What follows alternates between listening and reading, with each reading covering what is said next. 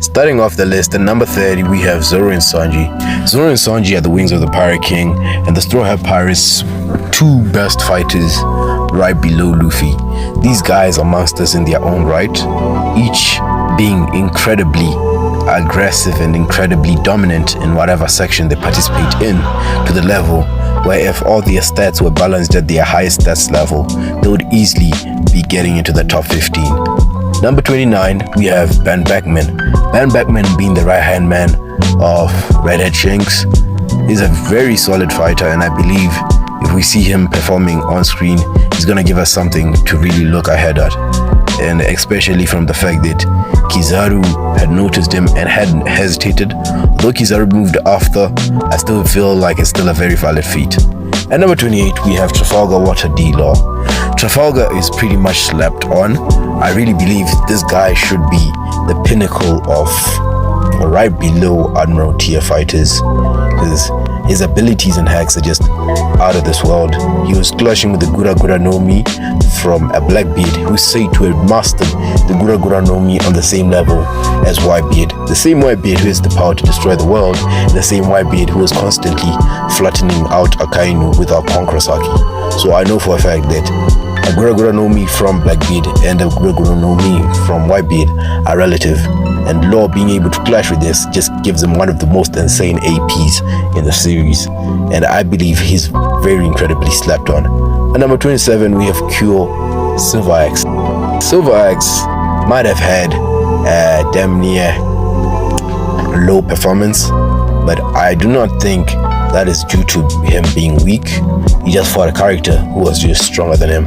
It was just a situational thing. Moving on.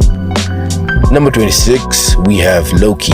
Loki being the Prince of Elbaf and the Prince of the Giants is a very solid character with one of the craziest durability feats whilst being a child, falling all the way from the top of the Adam tree down to the ground. Like that has to be one of the top best durability feats, because a kid Loki is moving out here like Kaido. But anyway, I believe Loki is going to give us something to look ahead when we jump right back into the Elba fights.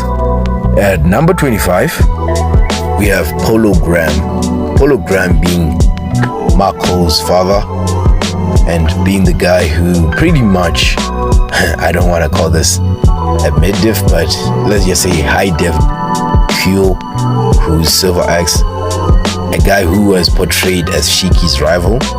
Take that as you will.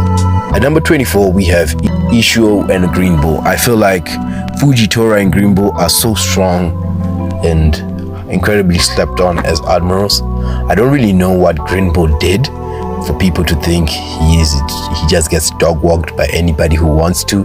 Bro, Shanks one-tapped kid. I don't think anybody's standing around for that kind of bullshit. Greenbow running away from Shanks is not a down feat. You should know Greenbow was eating up Yamato's attacks. Yamato who was clashing with Kaido, by the way. He was eating up Yamato's attacks like it's just another happy meal. Now, moving on, at number 23, we have the Gorosei and the Five Elders.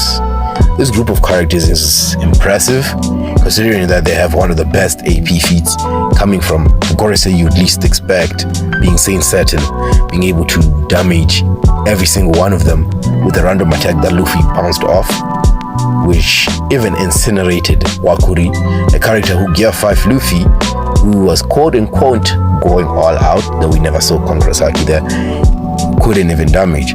So I don't really know how high Wakuri's durability scales to, but I know base Gear 5 attacks, or the Gear 5 Fukizaru fought attacks, are not strong enough to damage Wakuri. But now let's move on to 22, Son Goku the Buddha. So Goku is very much portrayed as one of the biggest top dogs of the old gen, as he was referenced by Roger being like, if you really want to give me a challenge, send out Son Goku or Ga, meaning that he was one of the few out there who could contend with Gold Roger in his later years as a pirate. But for all that's worth, Son Goku isn't a character to be slept on. Moving on to number 21, we have Figaland Shamrock. Shamrock is Shanks' twin, and unlike Shanks, he happens to have Holy Knight regeneration. And apparently, Shamrock and Shanks were pretty much on the same playing field all the way back 14 years ago, when Shanks was still in Marijois. Though I do believe Shanks was concealing a bit of his power because this was an undercover mission, but still too, being on the level where you're being portrayed as relative to Shanks is just incredible, no matter how far back that was. Now, moving on to number 20, we have Bronsolino Kizaru. You know, Kizaru is very insane. His performance in Egghead was insane, giving Luffy a free Happy Meal like he's a freaking Uber Eats delivery driver. Yeah, he was pretty much doing good, and he was mentally left the entire time. And when Kizaru was all out, we're already gonna be in for quite the spectacle. But overall, I believe this is where Kizaru sleeps and stands on number 20. Number 19, Charlotte Linlin. Okay. Before everybody starts going at my throat for putting Big Mom above Kizaru, understand me. Old current Big Mom is not doing this. Big Mom in God Valley, I don't know, that's iffy. But I feel like in the 5-year period after God Valley, Big Mom would be a threat enough to put Kizaru down. Remember, Big Mom was at her peak, at her prime, what I consider her prime, the period where she was at her prime. Gold Roger needed to sneak into a territory. The king of the pirates needed to sneak into a territory just to steal a rope poneglyph. And not even that. Back in God Valley, Big Mom is portrayed as Whitebeard's rival. Who else is portrayed as Whitebeard's rivals? We have Roger. Heck, Whitebeard isn't fighting up though, but that's besides the point. Big Mom at this point is put on the threshold with a Whitebeard who's close to his prime. I believe a prime Big Mom with advanced Conqueror's Haki, all her homies, would be packing up Bronsolino, and I feel like she would just be generally faster because her portrayal is insane, and I just don't see any way she would be weaker than Kizaru. Though I feel that could change if Kizaru gets a cock or some shit, but I don't think that's happening. Going on to number 18, we have Kaido. Kaido being the king of the beasts, and his respect for Big Mom, though up to now, in the recent times, that respect seems to have declined, but I don't think it's because he doesn't think prime Big Mom is strong. He knows Linlin has gotten washed, but that doesn't mean that he's far above her.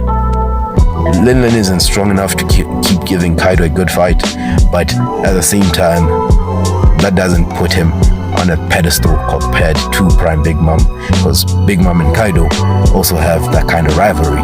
So I feel like these guys at their very top, at their very best, would be very relative. Now, moving on, number 17, the guy I have above these two is Kozuki Oden. Oden scarred Kaido, and Kaido he won by cheating. And after Kaido won by cheating, mind you, this is the same Kaido who wanted to die, who was looking for a good fight, decided to lock up Oden, boil him in oil, and kill him with a blicky. Yeah, straight up, Kaido did not want none of the smoke. Do not listen to this man when he says he wants to die. He does not know what the fuck he be talking about.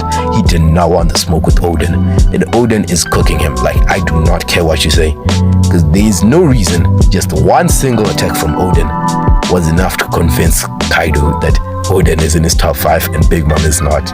It's just simply because his top 5 isn't top 5 people who would fight him at the same level. You're saying, do you believe you're on their level? Meaning, do you believe you're on the level to take me down? That top 5 isn't top 5 people Kaido can fight. It's top 5 people who thrash his ass. Now, in number 16, I'll have Shiki the Golden Lion.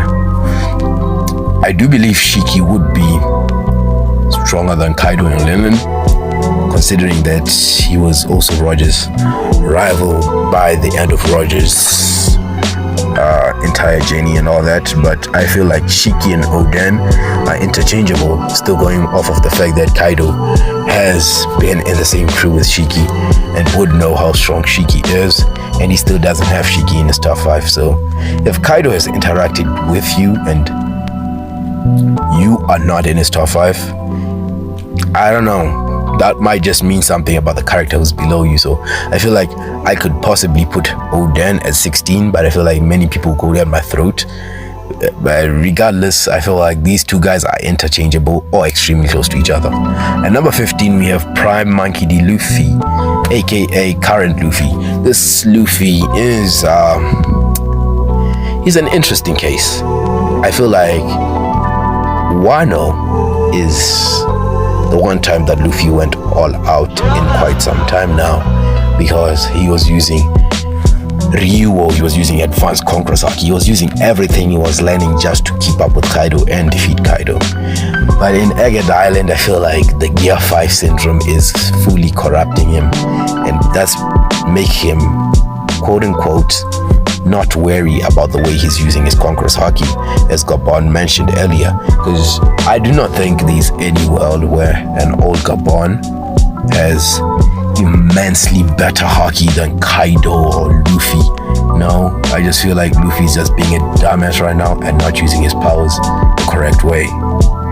All in all, the Kizaru fight was all I really needed, because Luffy had a lot of options in that fight. Hey, I'm not here to say that if Luffy was using Conqueror's Haki in his fight with Kizaru, he would still one-shot or just take out Kizaru quicker. No, that is not the case. Whether he was or was not using Conqueror's Haki still wouldn't change the outcome of that fight. Well, it would change how it ended, because if the final attack did have Conqueror's Haki, Kizaru wasn't coming back up. But the fact is, Luffy not using Conqueror's Haki throughout the entire fight could still be attributed to saving stamina. But hey, I'm just gonna say this: Luffy's he's a very dumb character, if I'm being completely honest with you. If he was going completely serious, I don't see any reality where Kizaru is beating him. But for this streak of characters here, number 20 to 15, you feel free to align them how you wish, but I feel like Luffy is on the top. Now let's look at number 14, Ryuma.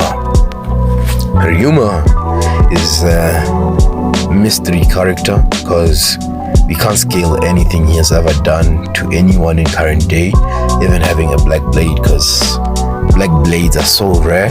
It's too rare, in fact, because you really can't scale having a black blade. Zoro had a black blade, which is Ryuma's black blade. We don't know how much of a power MP got, but all we do know is Zoro before Black Blade and Zoro after Black Blade. The Zoro with the Black Blade after taking injuries in Thriller Bark was now keeping up with a fresh Luffy and a fresh Sanji.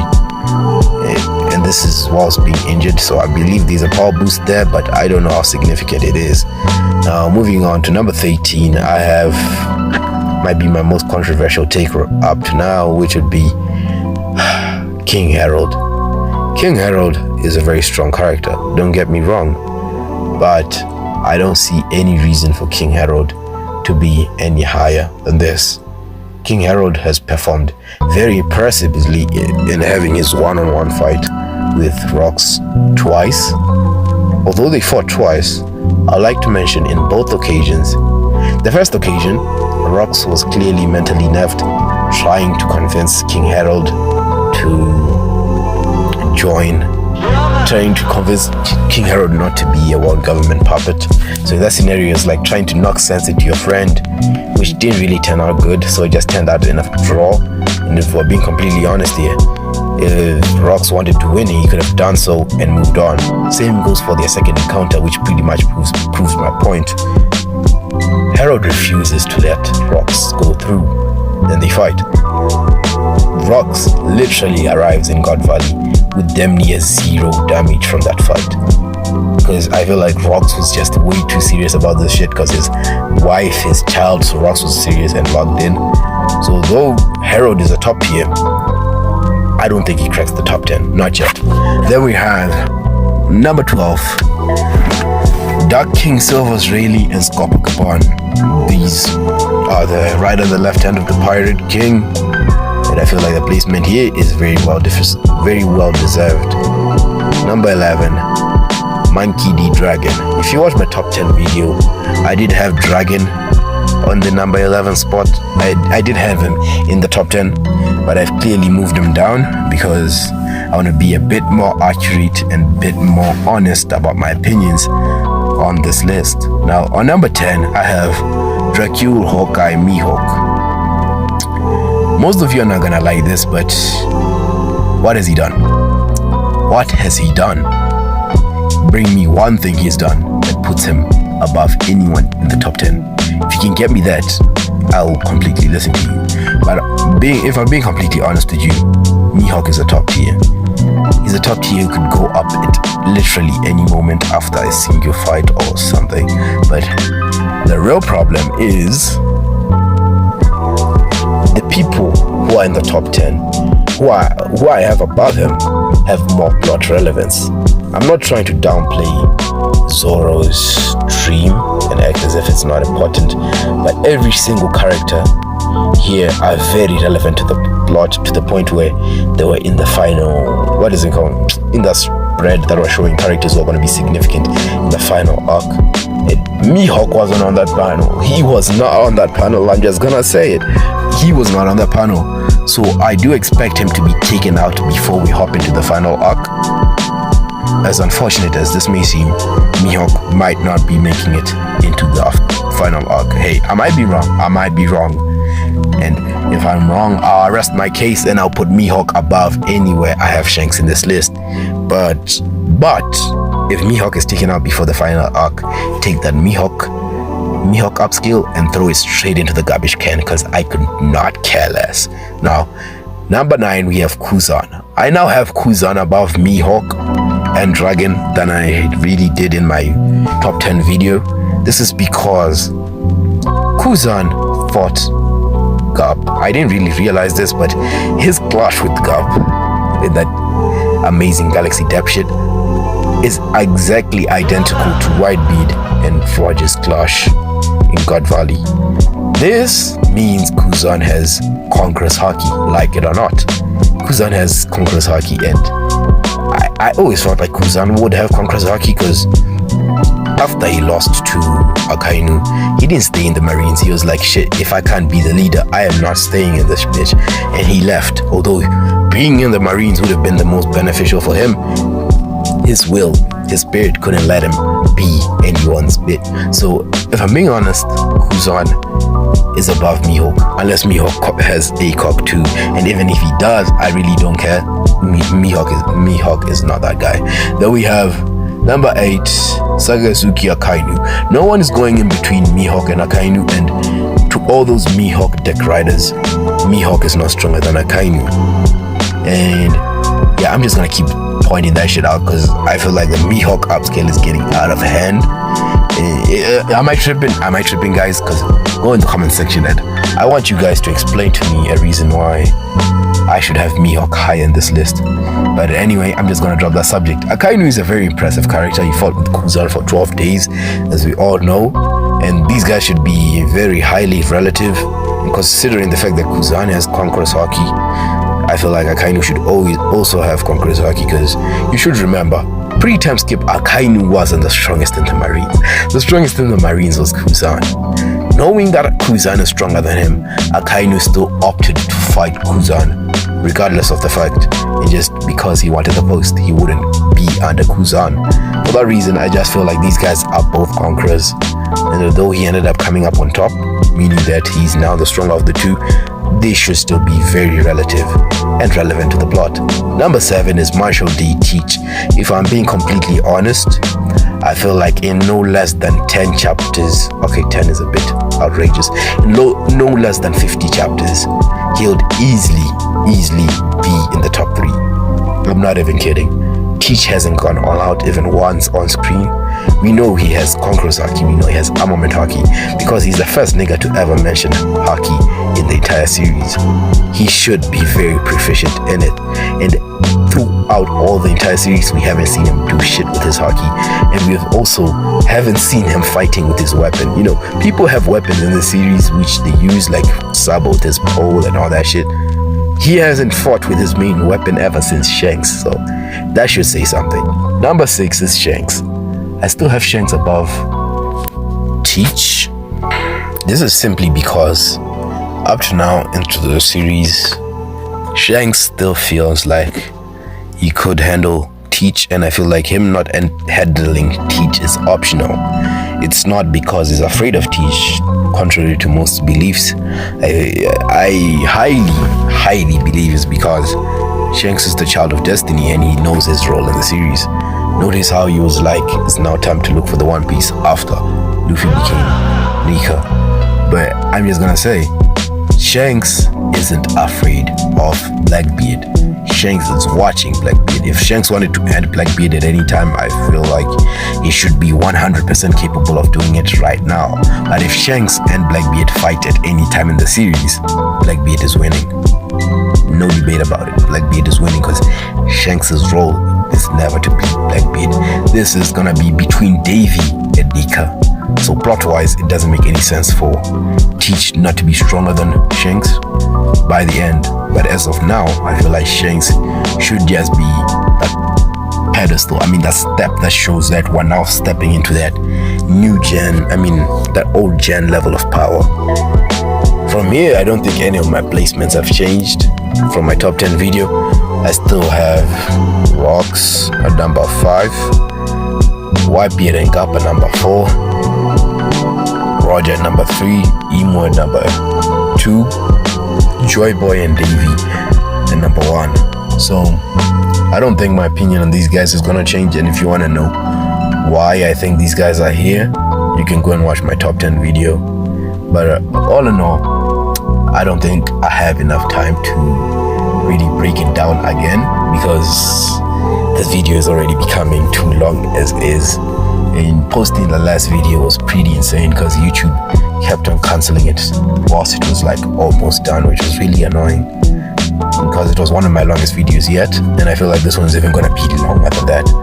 But anyway, I put a lot of effort into this shit. Guys, please like and sub. That button is not too far away. Just press it, gang. Bro. If you reach this far, I really don't see a reason for you not to like or sub.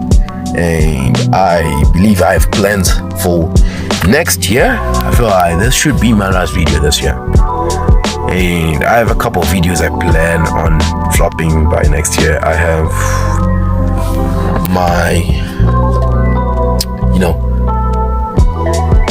I'm gonna let it be a surprise. So next videos are coming out very soon. I'm planning on dropping weekly. Like, sub, watch other videos on my channel even if you don't like them, and I'm out.